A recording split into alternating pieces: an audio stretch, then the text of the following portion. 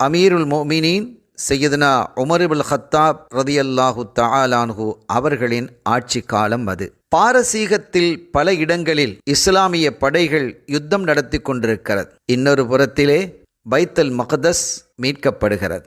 முஸ்லிம்களினுடைய கையில் பல ஆண்டுகளுக்கு பிறகு பைத்துல் மக்தஸ் வந்த சந்தோஷத்தில் அதனுடைய சாவியை அதன் பாதிரியிடத்திலே மக்கள் கேட்கின்றனர். முஸ்லிம் தளபதிகள் கேட்டபோது அவர் தருவதற்கு மறுக்கவில்லை.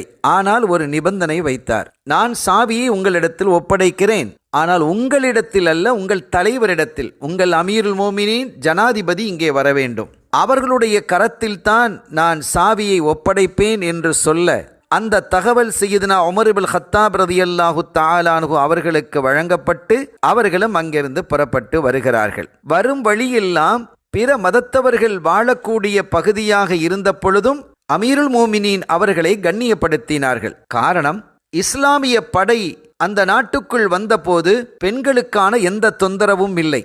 வீடுகளை கடைகளை சூறையாடவில்லை, யாரையும் அநியாயமாக கொல்லவில்லை, எந்த அட்டகாசமும் புரியவில்லை என்பது மாத்திரமல்லாமல் அந்த பெண்களுக்கும் குழந்தைகளுக்கும் வயோதிகர்களுக்கும் நோயாளிகளுக்கும் பாதுகாப்பை தந்தார்கள். ஆச்சரியப்பட்டு போனார்கள். நம் எதிரிப்படை இப்படியெல்லாம் இருக்குமா?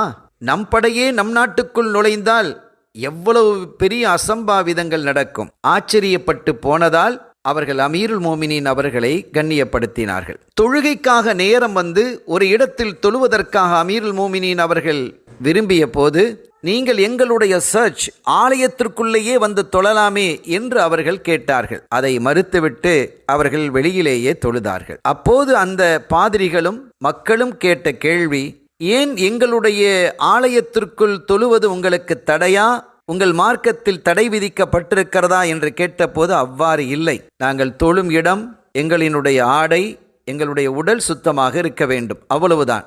ஆனால் நான் உள்ளே வந்து தொழுதுவிட்டால் முஸ்லிம்களுடைய ஜனாதிபதி இங்கே தொழுதார் என்று வரலாற்றில் அது பதிவாகி நாளை அறியாத முஸ்லிம்கள் ஜனாதிபதி முஸ்லிம் தொழுத இடம் இது, எனவே இது பள்ளியாகத்தான் இருந்திருக்க வேண்டும், அதை நீங்கள் உடைத்துவிட்டு சர்ச்சை ஆலயத்தை எழுப்பி இருக்கிறீர்கள் என்று பிரச்சனை எழுப்பிவிடக் கூடாது என்பதற்காகவே நான் உள்ளே தொழவில்லை என்ற அந்த நீதியான வார்த்தை இந்த இன்றைய காலத்தில் நம்மை எல்லாம் நிமிர்ந்து பார்க்க வைக்கிறது. எல்லா மக்களுக்கும் நேர்மையாகவும் சரியான ஒரு ஜனாதிபதியாகவும் வாழ்ந்து அற்புதமான வழியை காட்டியவர்கள் சையதுனா அமீருல் முஃமினீன் உமர் இப்னுல் கத்தாப் ரலியல்லாஹு தஆலா அன்ஹு அவர்கள். அவர்களுடைய ஆட்சி உலகெங்கும் மலர வேண்டும் என்று நல்லோர்களினுடைய ஆசை. அந்த ஆசையை அல்லாஹ் நிறைவேற்றுவானாக.